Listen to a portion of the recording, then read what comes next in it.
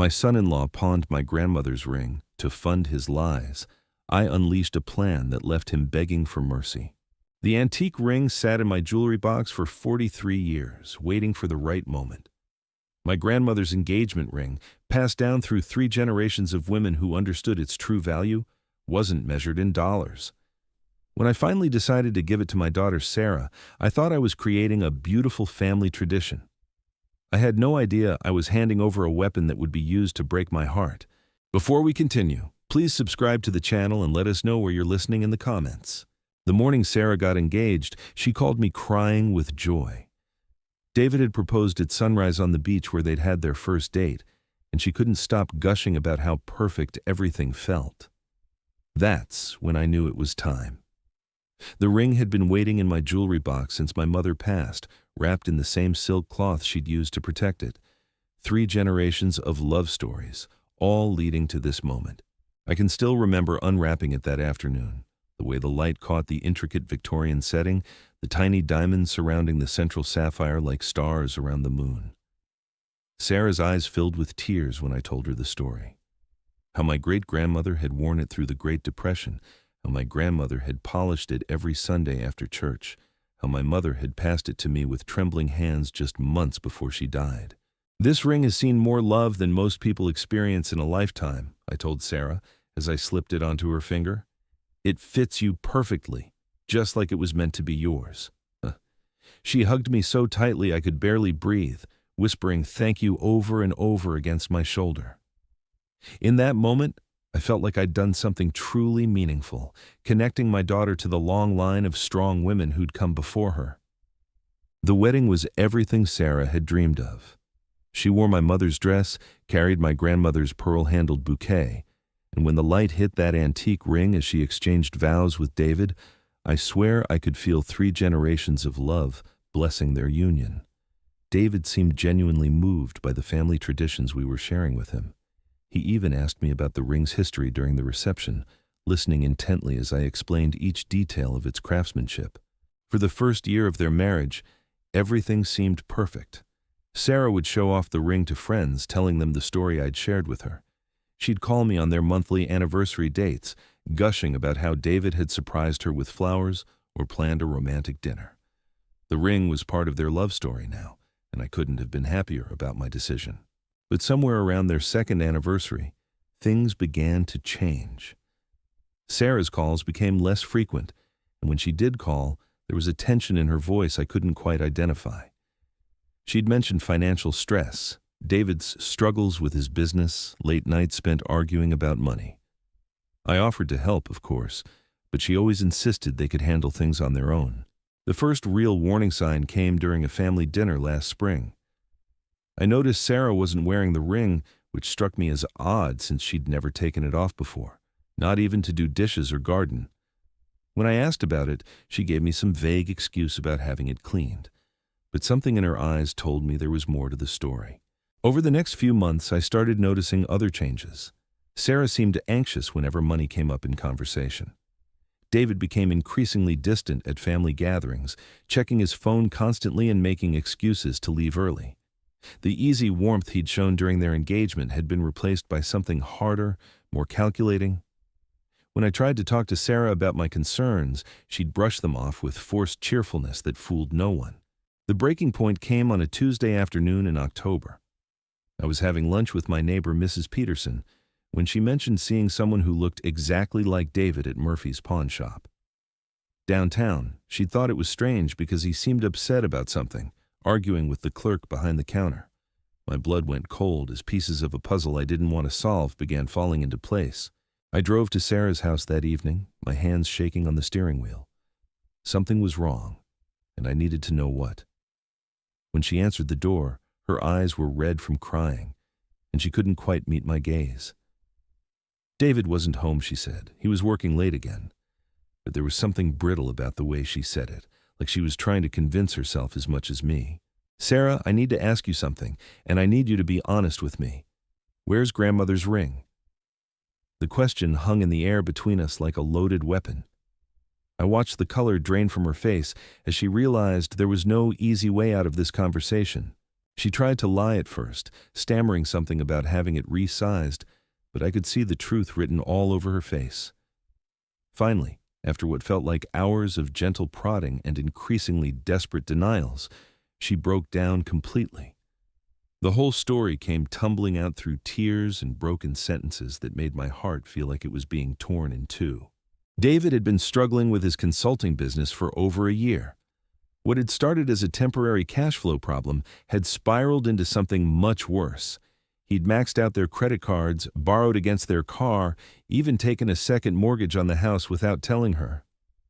When none of that was enough, he'd started looking around for other assets they could liquidate quickly. The ring had been sitting right there on her dresser, practically calling his name. Sarah had found it missing one morning and confronted him immediately, but by then it was too late. He'd already taken it to Murphy's pawn shop, hoping to get enough money to cover their most pressing debts.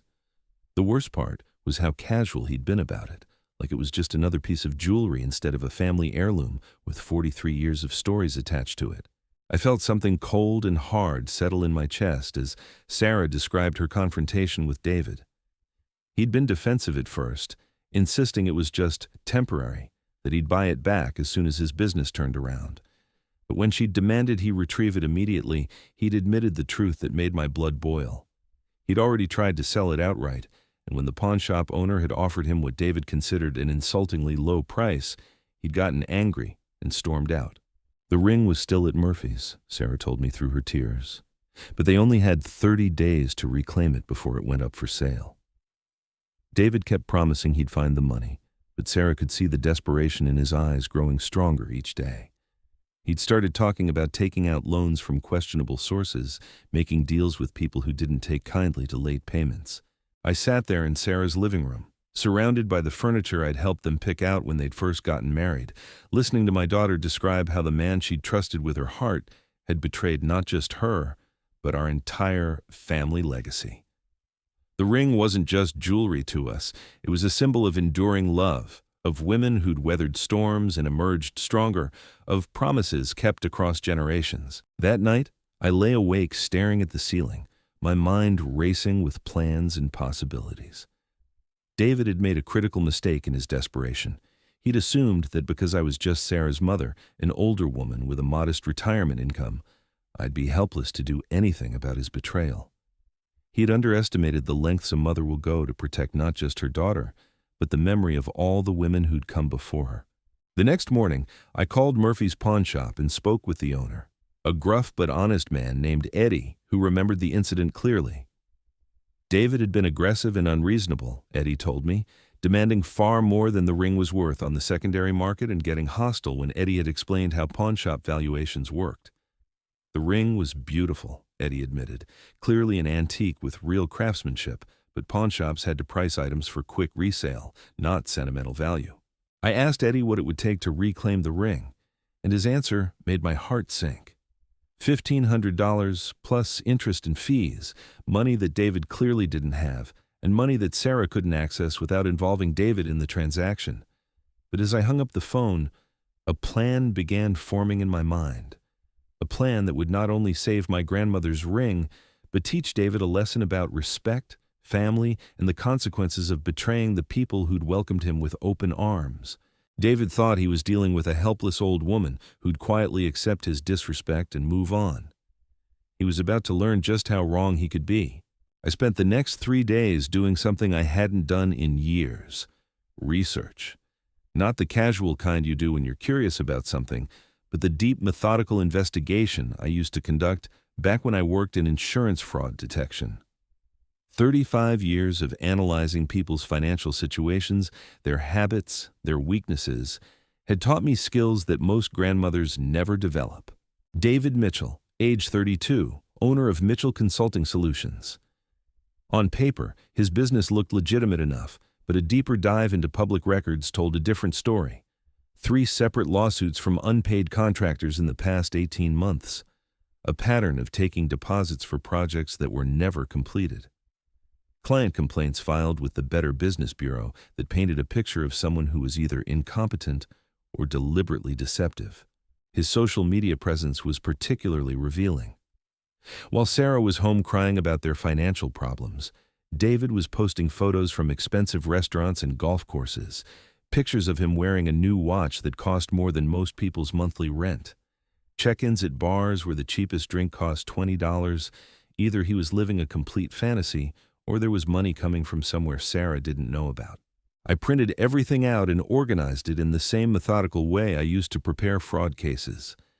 Bank records I could access through my connections at the credit union, where I'd served on the board for 15 years. Property records that showed the second mortgage David had taken without Sarah's knowledge. Court documents from the civil suits that revealed a pattern of financial irresponsibility going back years. By Friday afternoon, I had a complete picture of the man my daughter had married, and it was uglier than I'd imagined.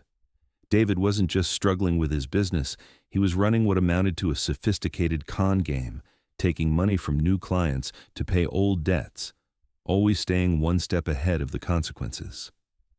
The ring hadn't been a desperate last resort. It had been just another asset to liquidate in a long line of betrayals. That evening I drove to Murphy's pawn shop with a cashier's check for $2,000. Eddie looked surprised to see me, but his expression softened when I explained the situation. The ring belonged to my family, I told him, and I was there to bring it home where it belonged. The moment Eddie placed that small velvet box in my hands, I felt 43 years of anxiety released from my shoulders. The ring was exactly as I remembered it, the Victorian setting still perfect, the sapphire still catching light like captured starlight. But as I drove home, clutching the box against my chest, I realized recovering the ring was only the first step in a much larger plan. David had made this personal when he'd pawned a family heirloom. He'd crossed a line that couldn't be uncrossed, violated a trust that couldn't be rebuilt with apologies and promises. If he thought he could manipulate my daughter and disrespect my family's legacy without consequences, he was about to receive an education in exactly how wrong one person could be. Saturday morning, I called my attorney, Margaret Hoffman, who'd handled my legal affairs since my husband passed. Margaret had a reputation for being thorough, discreet, and absolutely ruthless when protecting her clients' interests.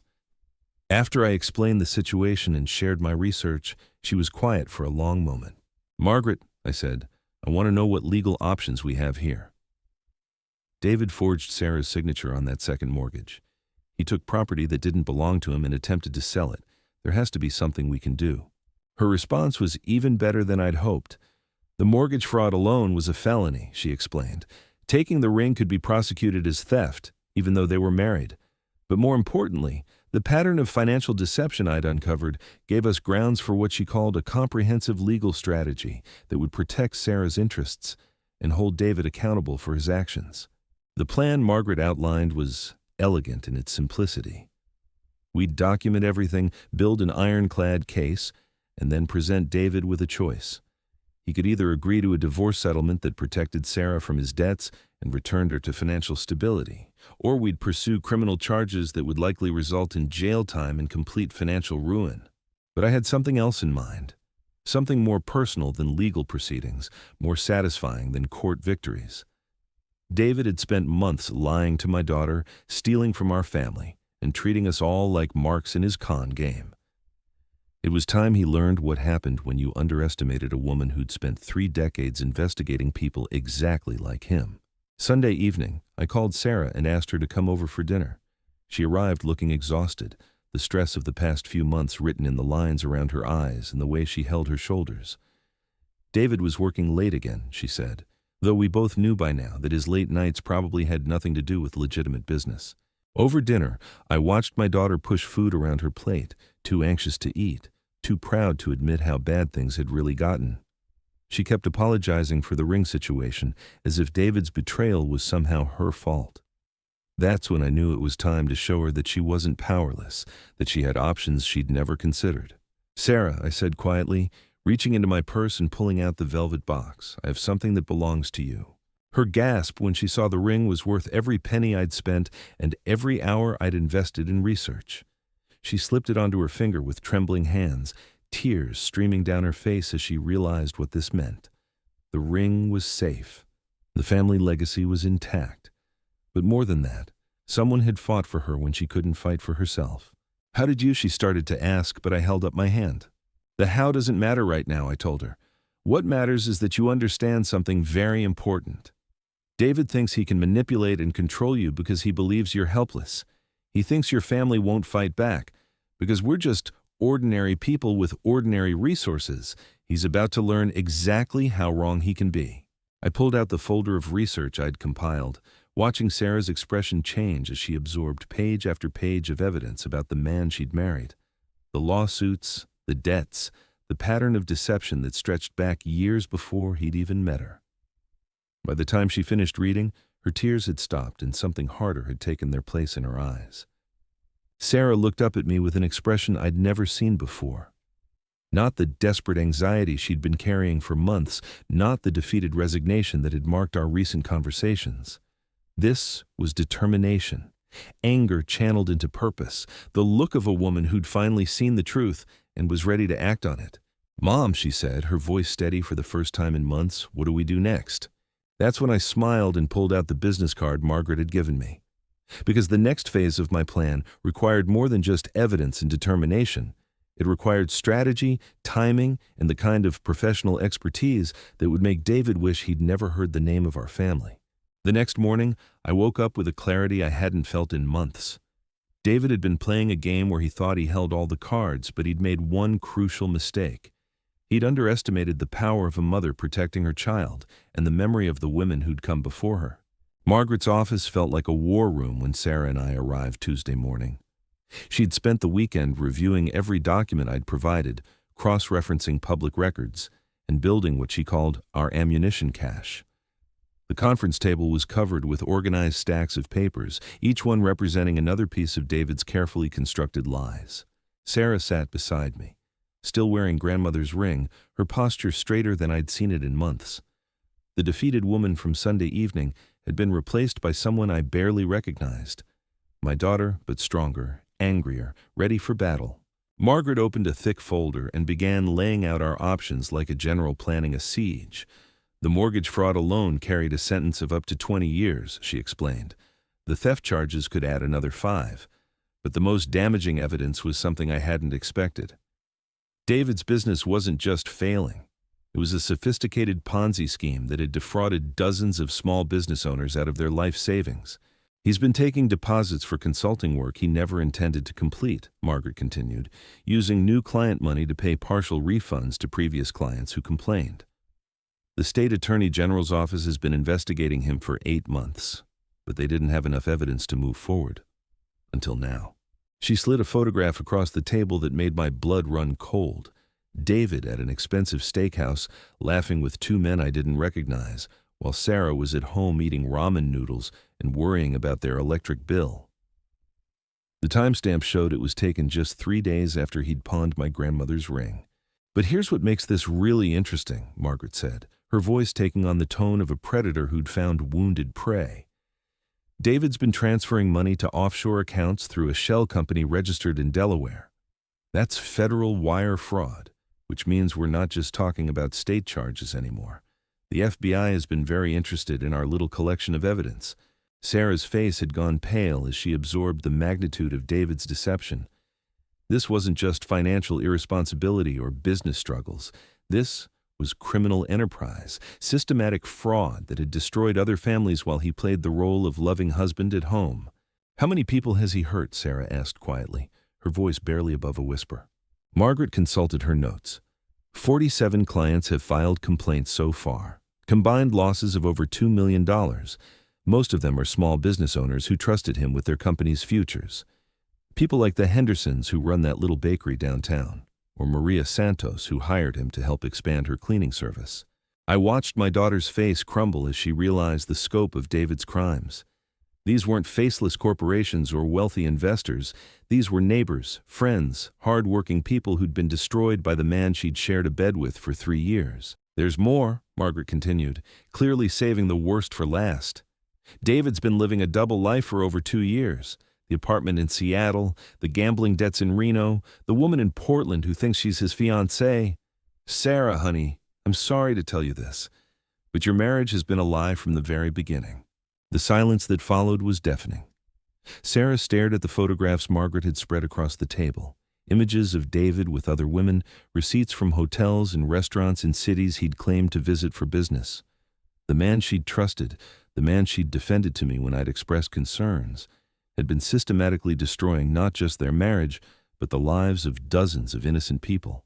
"I want him destroyed," Sarah said finally, her voice hard as steel. "I want him to pay for every lie, every betrayal, every person he's hurt." "What do we need to do?" Margaret smiled, and it wasn't a pleasant expression. "That's exactly what I was hoping you'd say, because I've been working on something special for Mr. David Mitchell, something that's going to teach him what happens when you mess with the wrong family." The plan Margaret outlined was more comprehensive than anything I'd imagined. We weren't just going to expose David's crimes. We were going to dismantle his entire operation, recover money for his victims, and ensure he faced consequences for every single law he'd broken. Phase 1 involved coordinating with federal investigators who'd been building their own case against David. Margaret had contacts in the FBI's white-collar crime division, and our evidence was exactly what they needed to move forward with arrests and asset seizures. Phase 2 was more personal. We were going to confront David directly, giving him one chance to cooperate fully before the federal charges destroyed his life completely. Margaret called it the Come to Jesus meeting, and she'd scheduled it for Thursday afternoon at her office. But Phase 3 was my idea, and it was the part that gave me the most satisfaction. David thought he was so clever, so much smarter than the simple people he'd been defrauding. He was about to learn that intelligence without integrity was just another form of stupidity, and that sometimes the most dangerous opponent was someone with nothing left to lose. Wednesday evening, Sarah and I sat in my kitchen, planning exactly what we'd say when we faced David. She'd been staying with me since Monday, unable to bear the thought of sleeping in the same house where he'd spent months lying to her face.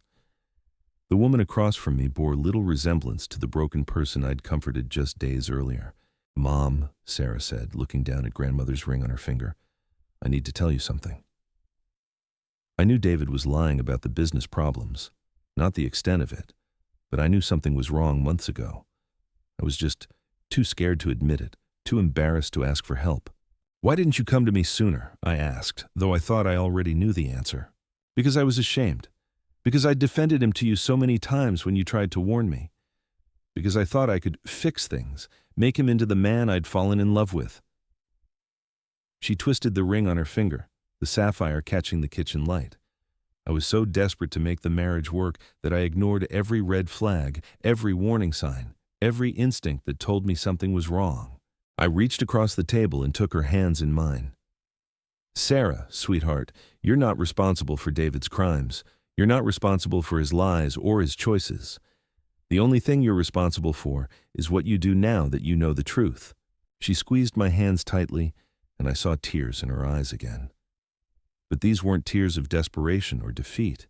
These were tears of resolution, of a woman who'd finally seen clearly and was ready to act.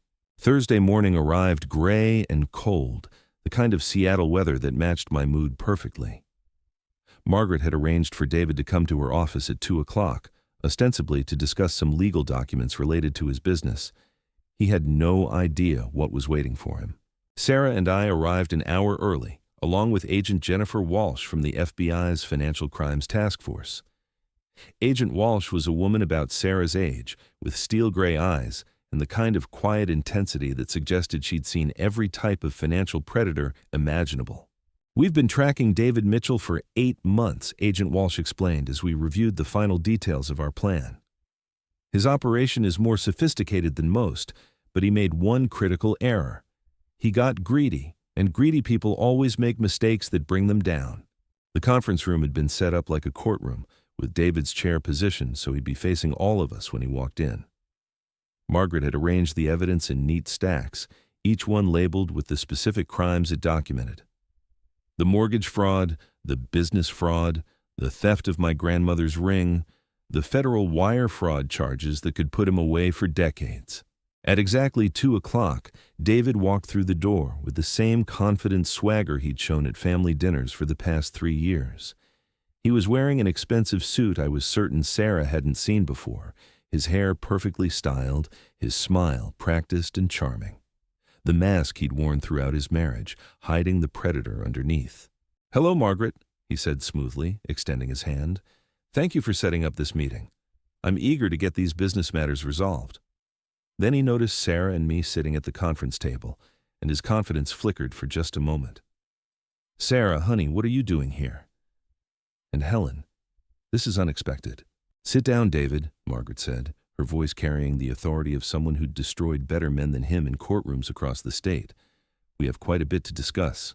David's eyes moved around the room, taking in the stacks of evidence, Agent Walsh's federal badge clearly visible on the table, the expressions on our faces that told him his carefully constructed world was about to collapse. But he was still trying to maintain control, still believing he could talk his way out of whatever trap he'd walked into. "I'm not sure what this is about," he said, settling into the chair we'd positioned for him. "But I'm happy to clear up any misunderstandings." His voice was steady, but I caught the slight tremor in his hands as he reached for the water glass Margaret had provided. Agent Walsh leaned forward, her badge catching the overhead lights. "Mr. Mitchell, I'm Agent Walsh with the FBI's Financial Crimes Task Force. We've been investigating your business operations for the past 8 months, and we have enough evidence to charge you with multiple federal crimes." The color drained from David's face, but he was still trying to maintain his composure. "I think there's been some mistake, Agent. My business is completely legitimate. I have all the proper licenses and documentation." Margaret opened the first folder and began laying out photographs like playing cards. David at expensive restaurants while his clients lost their savings. David with other women while Sarah worried about their marriage. David at the pawn shop, trying to sell my grandmother's ring to fund his lifestyle. "Let's start with the easy one," Margaret said calmly. "Theft of property belonging to Helen's family. A family heirloom worth approximately $8,000 that you removed from your home without your wife's knowledge and attempted to sell. That's grand theft, David. A felony that carries up to 5 years in prison." David's lawyer instincts finally kicked in, and he stopped talking. But his eyes were moving frantically between the evidence stacks, trying to calculate how much we knew and how much we could prove. "Then there's the mortgage fraud," Margaret continued, opening the second folder. "You forged your wife's signature on documents that put her home at risk, used the money to fund your illegal business operations, and lied to federal lending institutions about your income and assets. That's another felony, with a potential sentence of 20 years. Agent Walsh took over, her voice cold as winter rain. "But the charges that really interest us are the federal ones, David. Wire fraud, money laundering, operating a Ponzi scheme across state lines. We've identified over $2 million in fraudulent transactions, 47 victims, and enough evidence to put you away for the rest of your natural life." David's composure finally cracked completely. He looked at Sarah with desperate eyes, reaching for her hand across the table. "Sarah, honey, you have to believe me. This is all a misunderstanding. These people are trying to destroy our marriage, turn you against me. I love you, sweetheart. Everything I did was for us, for our future." Sarah pulled her hand away from his reach, her voice steady and clear. "David, I want you to look at me. Really look at me. Do you see a stupid woman who's going to fall for your lies one more time?" He stared at her, and I saw the exact moment he realized that the woman he'd been manipulating for 3 years was gone, replaced by someone who saw him exactly for what he was. Sarah continued, her voice growing stronger with each word. "I know about the apartment in Seattle. I know about the woman in Portland who thinks she's your fiancé. I know about the 47 families you've destroyed with your lies. I know about every single crime you've committed, and I'm here to make sure you pay for all of it." David's last desperate attempt at control came out as anger. "You ungrateful bitch," he snarled, his mask finally slipping completely. "I gave you everything. That house, that lifestyle, everything you wanted, and this is how you repay me? By conspiring with your bitter old mother to destroy me?" The insult to me was the final straw for Sarah. She stood up slowly, grandmother's ring catching the light as she pointed directly at his face. "You gave me nothing but lies, David. That house was bought with stolen money. That lifestyle was funded by destroying other people's dreams. And my mother isn't bitter. She's the strongest woman I know, and she taught me that sometimes love means having the courage to do what's right, even when it's hard." Agent Walsh stood up and moved toward David, handcuffs already in her hand. "David Mitchell, You're under arrest for wire fraud, money laundering, and operating a fraudulent business enterprise. You have the right to remain silent." As the handcuffs clicked shut around David's wrists, he looked back at Sarah one last time. The charming mask was completely gone now, replaced by the face of a man who'd finally been caught and knew his game was over. "You'll regret this," he said quietly, but there was no power behind the threat. Just the empty words of someone who'd lost everything and was trying to inflict one last wound. Sarah walked over to where he sat, cuffed and defeated. She leaned down so her face was level with his, her voice calm and clear. "David, the only thing I regret is not seeing who you really were 3 years ago. But I see you now, and I'm going to make sure everyone else sees you too." As Agent Walsh led David toward the door, Sarah turned to me with tears in her eyes. But these weren't tears of sadness or regret. These were tears of relief, of a woman who'd finally escaped a trap she didn't even know she'd been caught in. "Mom," she said, putting her arms around me, "thank you for fighting for me when I couldn't fight for myself. Thank you for saving grandmother's ring and for showing me that I'm stronger than I ever knew." I held my daughter close, feeling the weight of the past few months finally lifting from both our shoulders. The ring was safe, David would face justice for his crimes, and Sarah was free to build a new life based on truth instead of lies. But as we left Margaret's office that afternoon, I knew this was just the beginning. David's arrest would make headlines, his victims would finally get some measure of justice, and Sarah would have to rebuild her life from the ground up.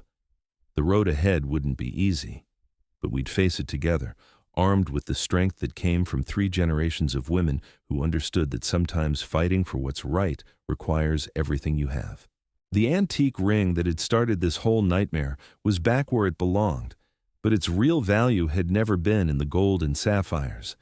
Its value was in the lesson it had taught us about the difference between real love and manipulation, between family loyalty and blind trust, between the strength that comes from truth and the weakness that comes from living a lie. That evening, Sarah and I sat in my living room, finally able to breathe for the first time in months. The house felt different now, cleaner somehow, as if David's arrest had lifted a toxic cloud that had been hanging over our family. Sarah was curled up in my old armchair, grandmother's ring catching the lamplight every time she moved her hands. The local news was running the story as their lead segment.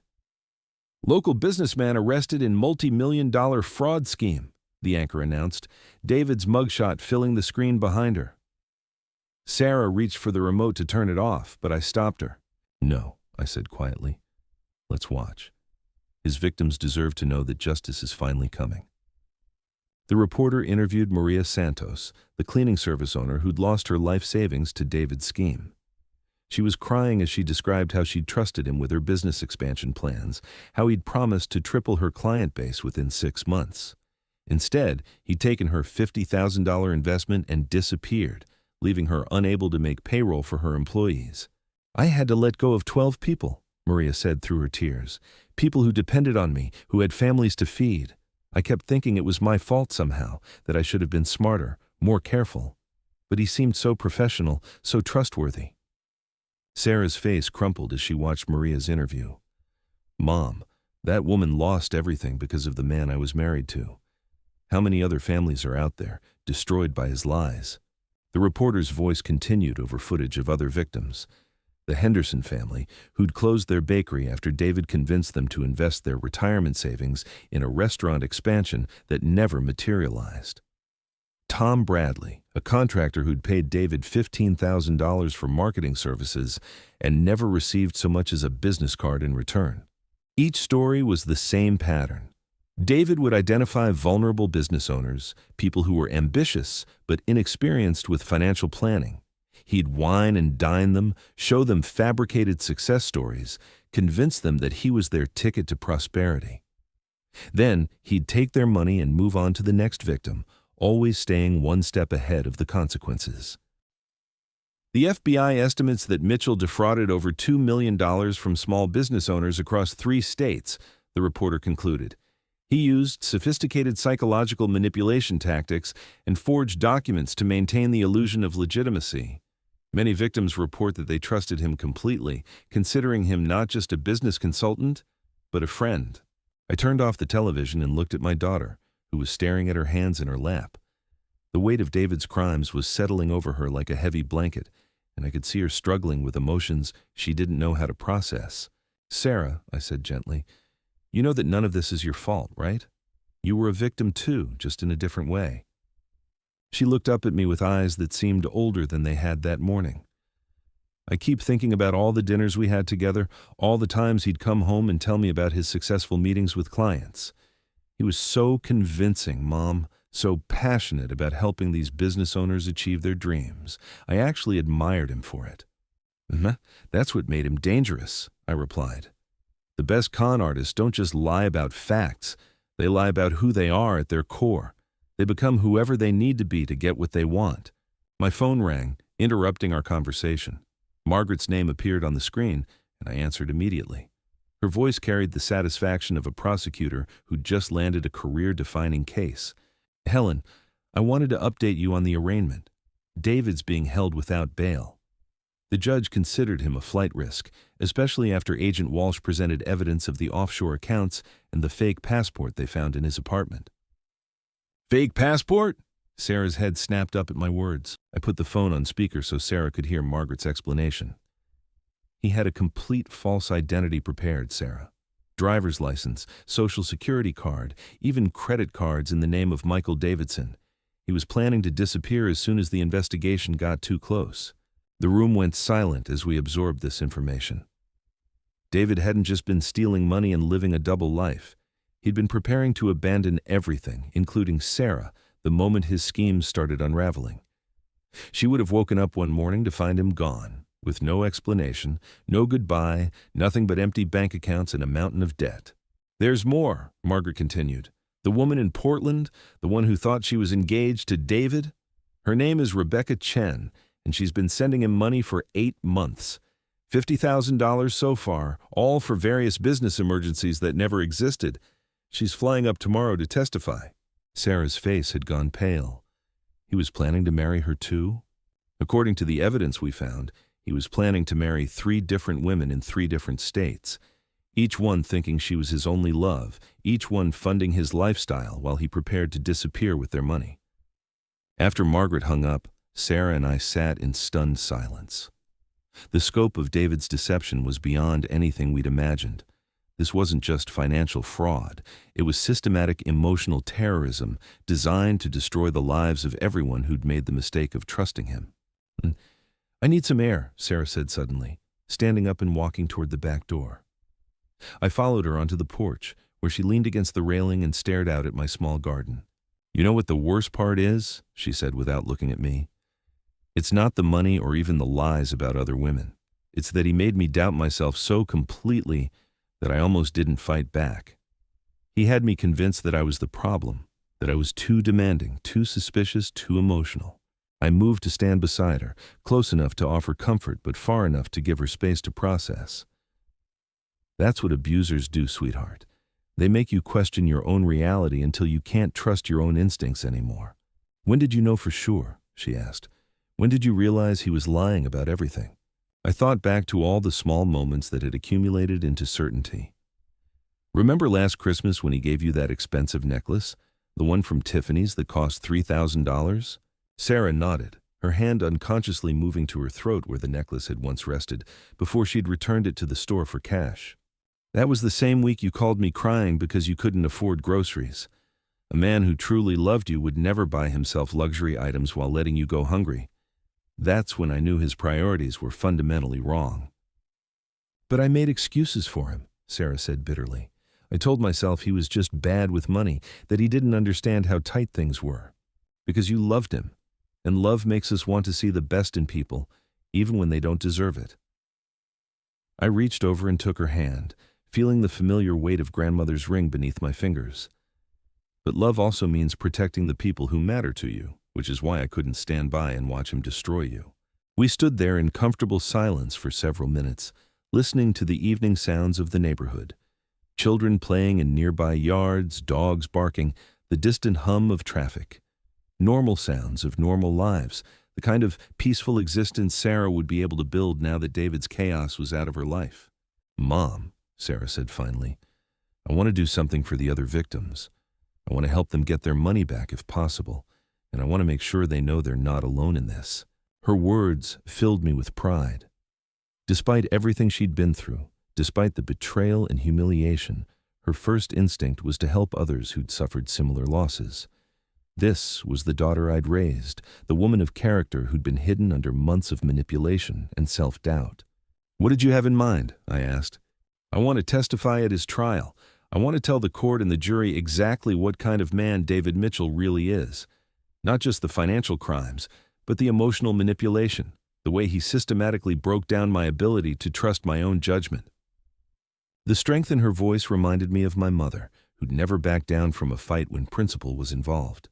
3 generations of women who understood that sometimes the right thing to do was also the hardest thing to do. "That's going to be difficult," I warned her.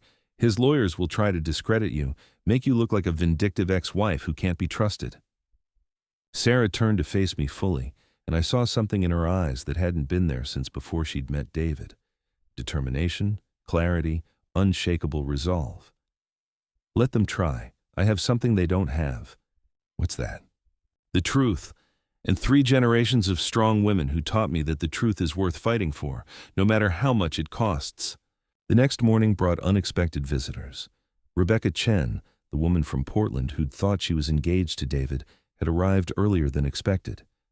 She stood on my doorstep at 8 in the morning, clutching a folder of documents and looking like she hadn't slept in days. "Are you Helen Martinez?" she asked, her voice shaky but determined. "Sarah's mother? I'm Rebecca Chen. I think we need to talk." I invited her in, noting the expensive engagement ring on her left hand that looked suspiciously similar to the one David had given Sarah. Rebecca was younger than my daughter, maybe 25, with the kind of earnest face that suggested she'd lived a sheltered life before David had targeted her. Sarah emerged from the kitchen with coffee mugs, stopping short when she saw Rebecca. The 2 women stared at each other for a moment, both recognizing the other as a fellow victim of the same predator. "I'm so sorry," Rebecca said immediately. "I had no idea he was married. He told me you were divorced, that it had been finalized months ago. He showed me papers, official-looking documents that seemed legitimate." Sarah set down the coffee mugs and moved to sit across from Rebecca. "How long?" she asked quietly. 18 months. He said he was building a consulting business and needed investors to get started. I believed him completely." Rebecca's voice broke slightly. "I gave him everything. My savings, my inheritance from my grandmother, even money I borrowed against my 401k, $87,000 total." I felt sick listening to Rebecca's story. David had refined his techniques with each victim, learning from his mistakes, becoming more sophisticated in his manipulation. Sarah had been practiced for what he'd done to Rebecca and countless others. "The engagement ring," Sarah said, nodding toward Rebecca's hand. "Where did he say he got the money for that?" Rebecca looked down at the ring like she was seeing it for the first time. "He said business had been good, that one of his clients had paid a large bonus. I was so happy, so grateful that he wanted to marry me despite my modest background." She laughed bitterly. "I actually thanked him for choosing me." Sarah reached across the table and took Rebecca's hands. "Listen to me carefully.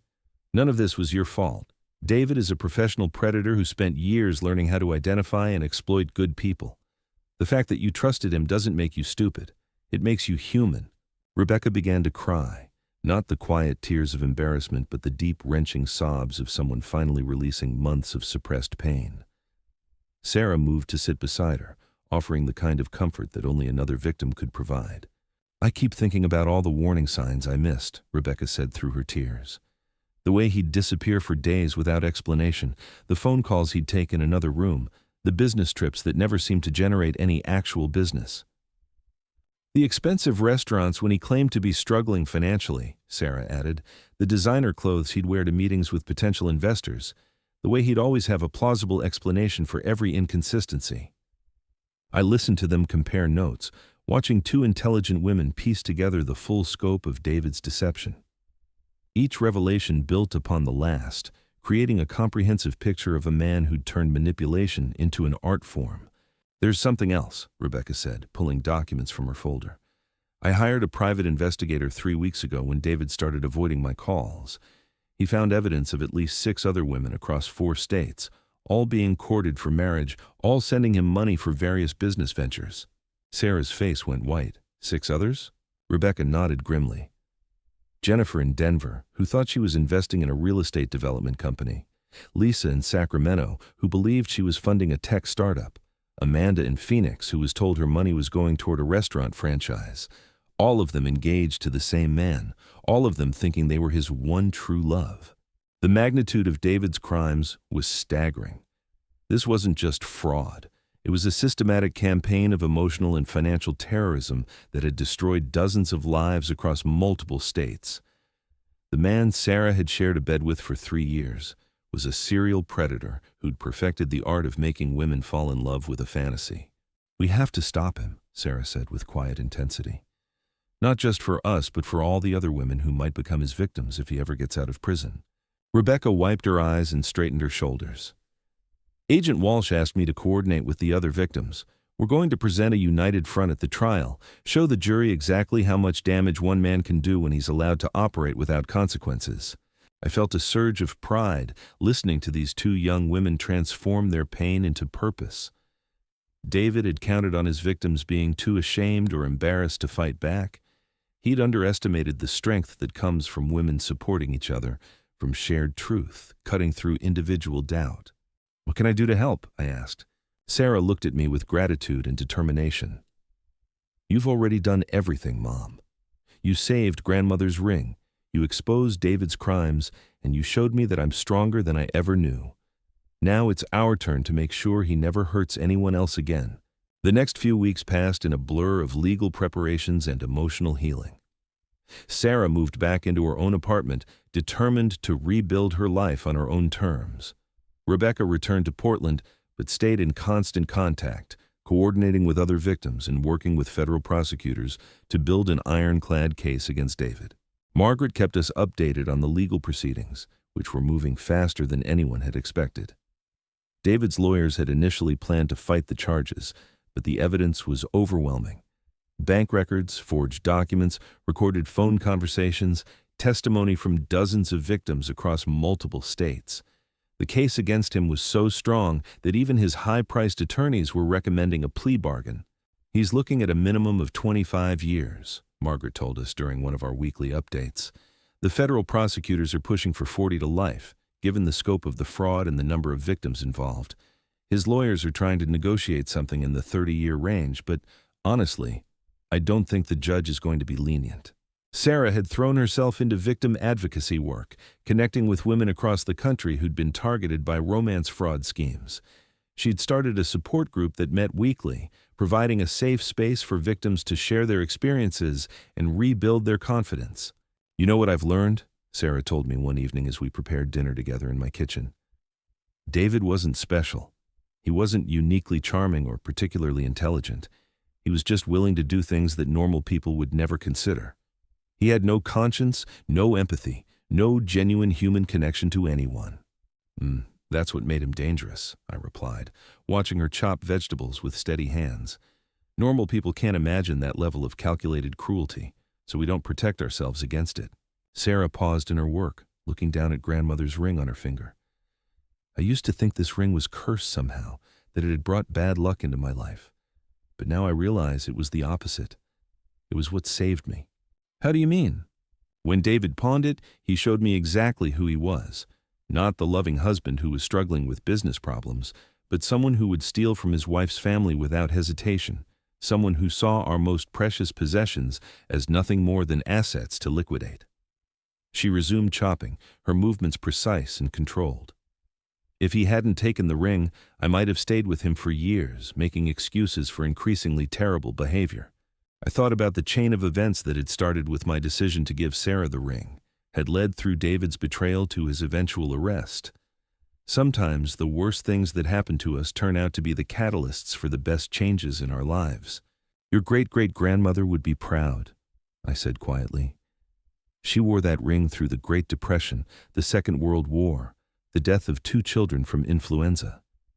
She knew something about surviving hardship and coming out stronger on the other side." Sarah smiled, the first genuinely happy expression I'd seen on her face since before her marriage had started falling apart. "Tell me about her again. I want to remember all the stories when I pass this ring down someday."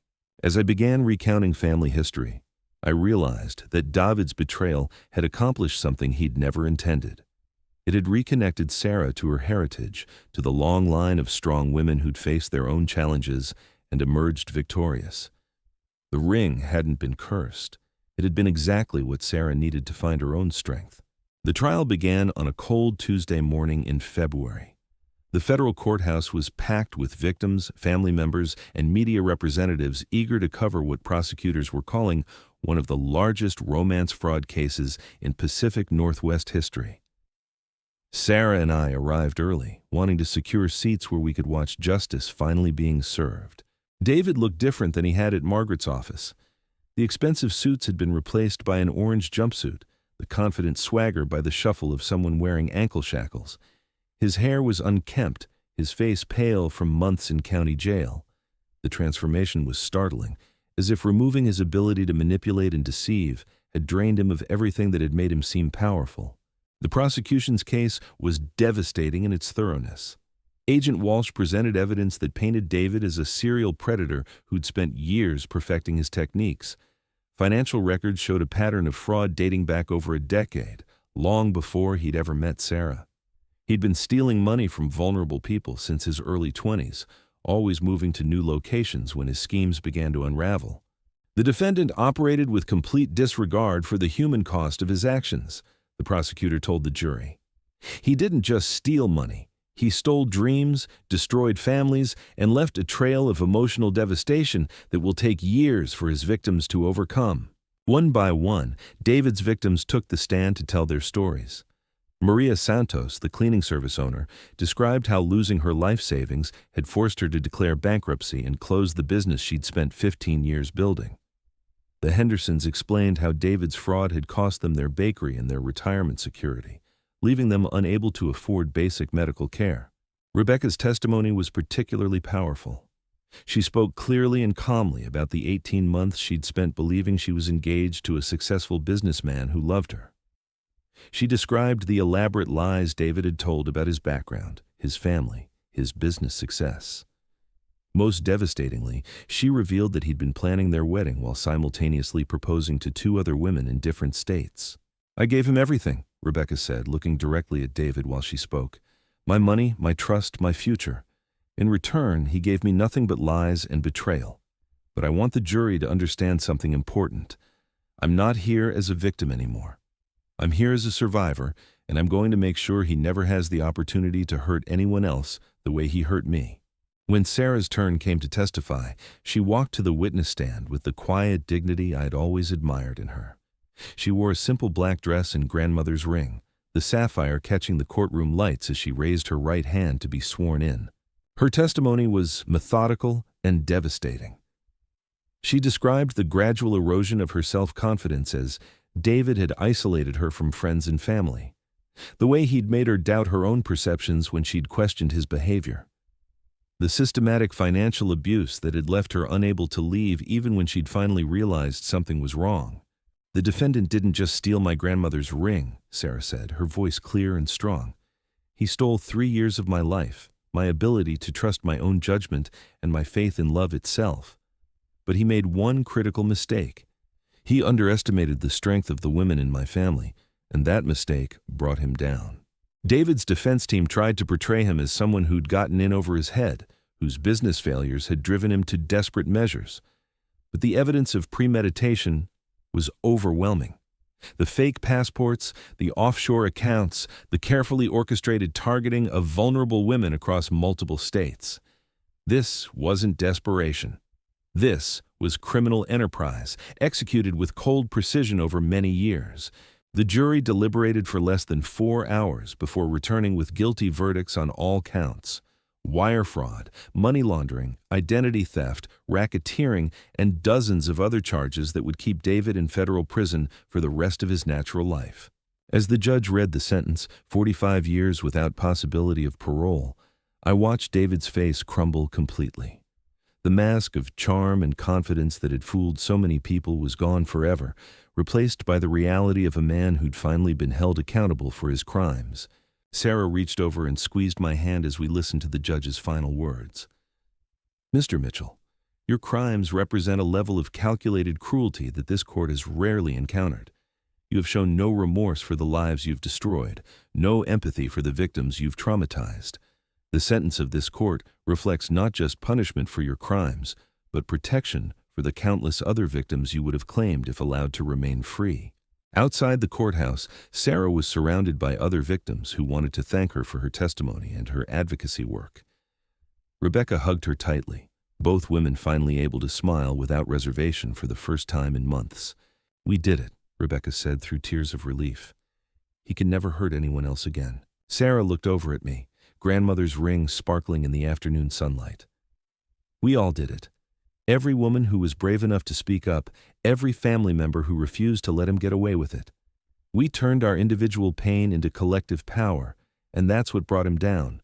As we walked toward my car, I felt a deep satisfaction that had nothing to do with revenge and everything to do with justice.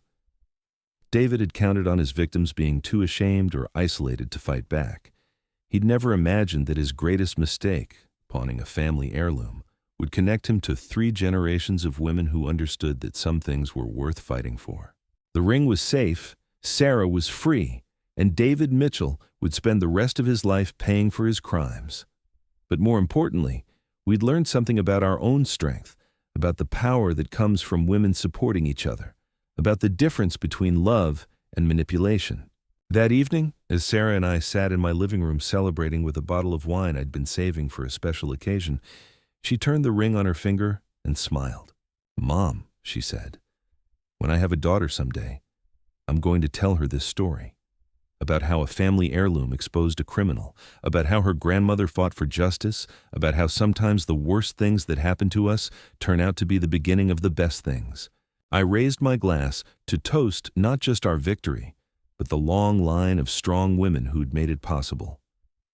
The ring had indeed been passed down through 3 generations, but its real value had never been in the gold and sapphires. Its value was in the lesson it taught about resilience, about fighting for what's right, about the strength that comes from knowing exactly who you are and what you stand for.